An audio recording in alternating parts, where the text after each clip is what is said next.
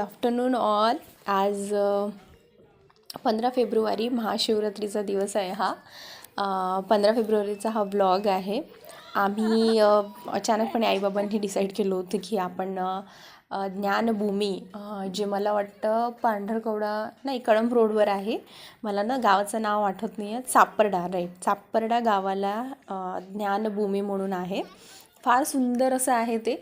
आम्ही 2-3 वर्ष आधी गेलो होतो तेव्हा तिथे कुठे ते थोडंफार बनणं चालू होतं एक एक. सो आता आई बाबा आम्ही आणि आमच्या घरी जे भाडेकरू असतात, दादा, वहिनी आणि त्यांची एक छोटीशी मुलगी आहे यशवी, आम्ही सगळ्यांनी डिसाईड केलं की आज जायला पाहिजे. म्हणून मग आम्ही सगळे रेडी होऊन कारमध्ये बसून आत्ता आम्ही घरून निघालो आहे. जवळजवळ आम्ही 1-1.5 वाजता जवळपास निघालो होतो. फार जवळच्या अंतरावर आहे ते, मला वाटतं हार्डली 15 किंवा 20 किलोमीटरही असणार, त्याच्यावर तर नसेलच ते. सो आम्ही आता घरून निघालो होतो. हे आर्नी रोडवरून आम्ही निघत होतो तेव्हा आई सांगत होती सगळ्यांना की आज महाशिवरात्री आहे म्हणे, तर सगळीकडे स्टॉल वगैरे लागले आहे म्हणे, तुम्हाला दिसत असेल थोडेफार साईडनी. तर आज ते महाशिवरात्री महाप्रसादांचा स्टॉल वगैरे लागलेला होता, आम्ही त्याचबद्दल बोलत होतो. हा, आता सुंदर दिसतंय यशवी. यशवी, तू कुठं चालली? ज्ञानभूमी. हा, ते इथे ती यशवी मला, म्हणजे मी तिला विचारत होती आपण कुठे चाललो आहे, तर ती मंदिरात वगैरे बोलत होती. तिला तेवढं समजत नव्हतं. मग मी तिला सांगत होती आपण ज्ञानभूमीला चाललो आहे. आणि ॲक्च्युली काल माझा वाढदिवस होता 14 फेब्रुवारीला. सो मी तिच्याकडून तिला बोलून घेत होती की प्लीज मला बड्डे विश कर. फार सुंदर तिने काल म्हणजे मला बड्डे विश केला होता, मी तो व्हिडिओ बनवला होता, पण ॲक्च्युली तो व्हिडिओ आय डोंट नो तो का डिस्कनेक्ट झाला, तो दिसतच नाही आहे मला. त्यानंतर आमची कारमध्ये फार मस्ती चालू होती. ती माझ्याशी बेस्ट पार्टनर आहे, म्हणजे अशा मस्ती करण्यामध्ये आम्ही दोघी पहिले असतो. आम्ही भरपूर काही मस्ती करत होतो. बाकी आई बाबा, वहिनी आणि दादा यांची बोलणं चालू होतं. हा हायवे आहे, नागपूर हायवे आहे हा. जस्ट मला वाटतं 3-4 वर्ष आधी बनला असणार. त्या हायवेवरून आम्ही जात होतो. चट्टान बरोबर आहे, तुझं हुशार आहे, तुला चट्टान समजली. सो फायनली आम्ही ज्ञानभूमी इथे पोहोचलो होतो. हा हे गावाचं नाव आहे चापर्डा. तर फायनली आम्ही सापर्डा या गावामध्ये ज्ञानभूमीमध्ये पोहोचलो होतो. आम्ही जस्ट गाडीमधून उतरत होती मी, हिची मस्ती चालूच होती, हिला फार खुशी वाटत होती तिथे पोहोचल्यावर. तुम्ही बघू शकता इतकं सुंदर बनवलं होतं हे गेट. एंट्रीला त्यांनी 2 लायन्स ठेवले आहेत. गेट पण भारी मोठं होतं आणि एक ना ती चायनासारखी फिलिंग येते, चायनामध्ये वगैरे जसं आहे. मी स्टार्टिंगची एंट्री केली होती रेकॉर्ड, तो पण व्हिडिओ शूट नाही झाला बरोबर. सो हे डायरेक्ट आतमध्ये आम्ही गेलो होतो. तिथे हे बसायचं वगैरे सगळं आहे, सगळ्यांना व्यवस्था होती, फॅन वगैरे सगळे व्यवस्थित होते आणि एकदम नीट अँड क्लीन होतं. तुम्हाला एक कचरा इव्हन बाहेर पण नाही ना आतमध्ये पण नाही दिसणार. इथे छान असं सगळ्यांना ते ज्ञान वगैरे करण्यासाठी वगैरे बसायला वगैरे दिलं होतं त्यांनी. आमच्या आधी 2-3 जण तिथे येऊन होते, तो आम्ही त्यांची वेट करत होतो. त्यांचं झालं की मग आम्ही नंतर पुढे जाऊन बसणार होतो. तिथे जे भंते होते बसून, ते बोलत होते, ते म्हणत होते की तुम्ही कुठून आले आहेत. तर आम्ही त्यांना सांगितलं यवतमाळ. तर मग ते आम्हाला म्हणत होते की या जवळ बसा, कुठून म्हणजे दुरून वगैरे नका करू. सो थोडा वेळ आम्ही हे तर आम्ही फक्त यशवी आणि मी माझं शूट घेतलं, पण समोर आई बाबा, दादा, वहिनी पण होते, ते पण बसून होते. आम्ही थोडा वेळ वंदना वगैरे घेतली सगळ्यांनी. त्यानंतर आई बाबा पुढे गेले, त्यांनी हे आशीर्वाद घेतला, पाया पडले. ते गौतम बुद्धाची मूर्ती पण तिथे फार सुंदर होती, सोनेरी कलरची, आणि एक तिथे गोल्डन मूर्तीसुद्धा होती. त्यानंतर मी पण तिथे पाया पडली, आशीर्वाद घेतला. मला तिथली ती गोल्डन मूर्ती फार आवडली होती. मी फोटो घ्यायचा प्रयत्न केला पण जमला नाही, कारण बनती जी होती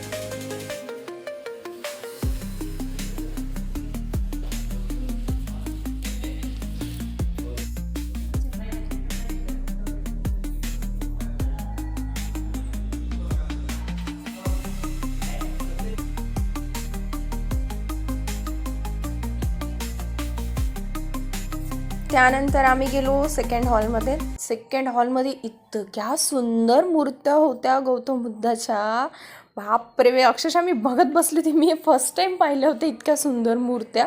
मला सगळ्यात जास्त ऑरेंजवाली आवडली होती. ऑरेंज कलरची ही मूर्ती, इतकं सुंदर दागदागिने त्यांनी इतकं छान डेकोरेट करून होतं. हे म्हणजे रिअलमध्ये ती मला सोन्याची वाटत होती मूर्ती. फारच सुंदर होत्या तिथे, सगळ्या मूर्त्या सुंदर होत्या. त्यांचं एक एक काम, कोरीव काम खूप सुंदर करून होते ते. मला फार आवडल्या त्या सगळ्या. त्यानंतर त्याच्या साईडला पण ही पण एक सुंदर होती. ही तर मला अक्षरशः चांदीची वाटत होती पूर्ण, पण असेलही मे बी, माहिती नाही. तिथे सांगणारं कोणी नव्हतं, आम्ही पण काही विचारलं नाही. हा तो पूर्ण हॉल आहे जिथे त्या मूर्त्या ठेवून होत्या. इथे पण होती एक बाबासाहेबांचा फोटो आणि एक सुंदर अशी मोठी उभी अशी मूर्ती होती. 2 साईडला पण होत्या ह्या गौतम बुद्धाच्या मूर्त्या. मी ह्या पण घेतल्या, मला फार आवडलं. आणि तिथे गेल्यावर इतकं सुंदर आणि इतकं शांत वाटत होतं. म्हणजे इतकं शांतपणा वाटतो ना तिथे जेव्हा आपण बसतो तेव्हा. सगळं माइंड पण रिलॅक्स होतं. आपल्याला काय चालू आहे काय नाही डोक्यात आपण हे सगळं विसरून जातो जेव्हा आपण त्या एक एन्व्हायरमेंटमध्ये जातो. मला आत्ता समजते त्याला ज्ञानभूमी का म्हणतात, कारण आपण तिथे सगळं आपल्याजवळ जे डोक्यामध्ये असतं ते सगळं सोडून आपण तेव्हा जातो तेव्हा खूप शांत वाटते. ही आधी एक फर्स्ट हॉलमध्ये ही आधी ठेवायची होती मूर्ती, कारण मी 2 वर्ष आधी गेली होती तेव्हा तिथे ही मूर्ती होती. पण आता त्यांनी ही सेकंड हॉलमध्ये मे बी शिफ्ट केली आहे. त्यानंतर आई बाबा वगैरे मीच त्यांना म्हटलं आपण एक शूट करूया, इतकं आलो आहे तर सगळे मूर्ती पाहत आहे. त्याच्यामुळे मग मी त्यांना सांगितलं तुम्ही लाईनमध्ये या, पण ते काही व्यवस्थित शूट नाही झालं, पण मी केलं आहे. त्यानंतर आम्ही बाहेर आलो. इथे आम्ही पुन्हा मग समोर आलो. तिथे एक सुंदर असं एक छान असं पोस्टर होते. याच्यामध्ये एक असुर लोक, देवलोक, मनुष्य लोक, म्हणजे हे प्राणी लोक, नरक लोक, हे सुंदर असं एक लिहून होतं त्याच्यामध्ये. इथे मी माझा आउटफिट चेक करत होती, कारण मी हे फर्स्ट टाईम वेअर केलं होतं. हा ड्रेस मी 2 वर्षानंतर वेअर केला होता.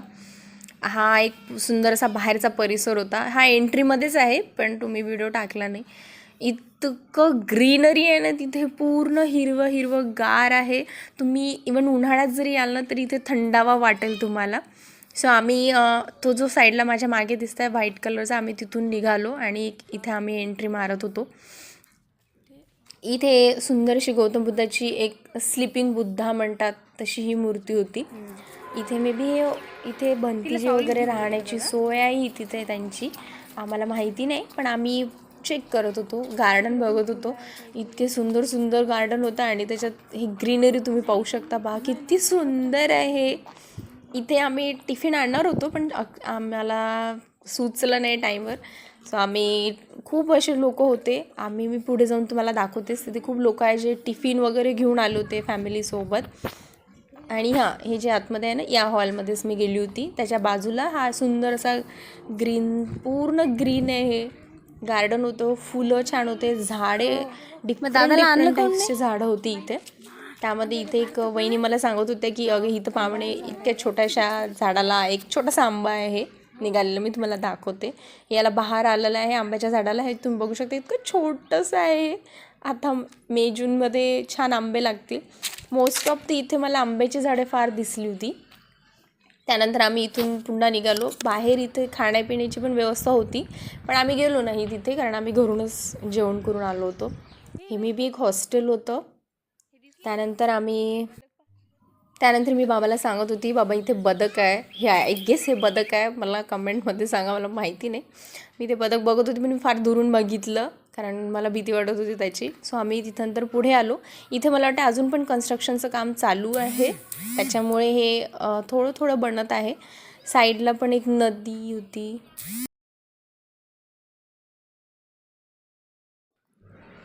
इथेच मी म्हणत होती, हे जे कन्स्ट्रक्शनचं नवीन काम चालू आहे, इथेच साईडला खूप जण होते जे टिफिन वगैरे घेऊन आले होते. तुम्ही बघू शकता माझ्या साईडला. ॲक्च्युली मी त्यांना शूट नाही केलं कारण ते ऑड वाटते. आमच्या बाजूला तिथे पण होते, खूप लोक बसून होते, टिफिन वगैरे खात होते. त्यानंतर आम्ही आता इथून एक्झिट करत आहोत. एक पूर्ण राऊंड मारला ना आपण त्या ज्ञानभूमीचा, तर आपल्याला समजून येते ती किती मोठी आहे, ती अक्षरशः खूप झाडं आहे आणि ही खूप मोठा परिसर आहे. तरी आम्ही थोडाफारच परिसर बघितला, कारण आम्हाला थोडं घाई होती लवकर जायची. त्यानंतर आम्ही बहिणी आणि बाबा आम्ही समोर निघालो होतो. आता आम्हाला थोडंसं समोर एक्झिट समोर जायचं होतं. तिथे एक शॉप आहे, तिथे आम्हाला त्या मूर्ती बघायच्या होत्या, गौतम बुद्धाच्या आम्हाला घ्यायच्या होत्या. इथून हा बघू शकता तुम्ही, हे इतकं सुंदर ग्रीन आहे ना, इतकं एक एक झाड अक्षरशः फार छान आहे. त्यानंतर इथे आम्ही काही फोटोशूट पण केले होते. आई, मी, वहिनी, बाबा, माझे सगळ्यात जास्त फोटो केले आम्ही.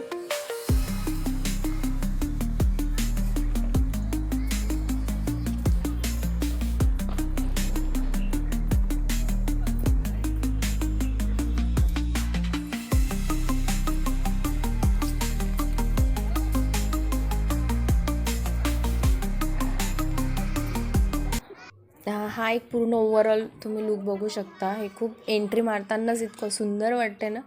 हेच जी शॉप आहे आम्ही बघत होतो, ती मला दाखवत होती की दीदी बघ मी एक छोटीशी बॅग घेतली आहे, पण माझं लक्ष नव्हतं. ती खूप वेळा सांगत होती मला इथे, दीदी बघ मी एक बॅग घेतली आहे छोटीशी.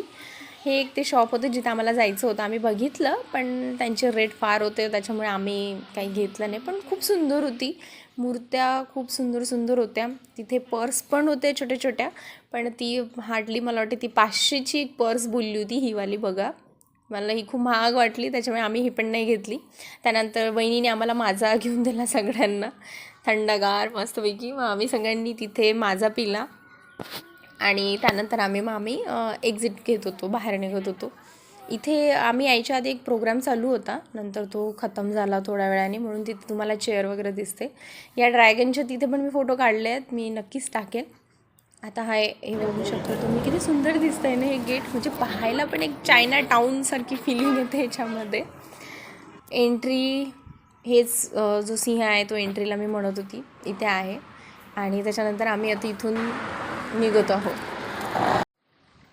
आमची कार पार्किंगला होती, सो दादा ते पार्किंगमधून काढून आणत होता. तोपर्यंत म्हटलं आम्ही मस्तपैकी ज्यूस प्याव थंडा थंडा. इथे ना मला ते डोर ओपन नव्हतं होत, तर बाबा ट्राय करत होते ओपन करून द्यायचे. त्यानंतर आम्ही गाडीमध्ये बसलो आणि इथून निघालो. छान असा प्रवास झाला, खूप सुंदर होती ज्ञानभूमी. आतमध्ये गेल्यावरही सुंदर वाटते. तुम्ही नक्की जा, कारण खूप सुंदर असा परिसर आहे, शांतता आहे, तुम्हाला नक्की आवडेल. जास्त अंतरावर नाही आहे, यवतमाळवरून हार्डली 15-20 किलोमीटर अंतरावर आहे ते. सापरडा या गावावर आहे. सगळ्यांनी येऊन बघा, तुम्हाला सगळ्यांना आवडेल.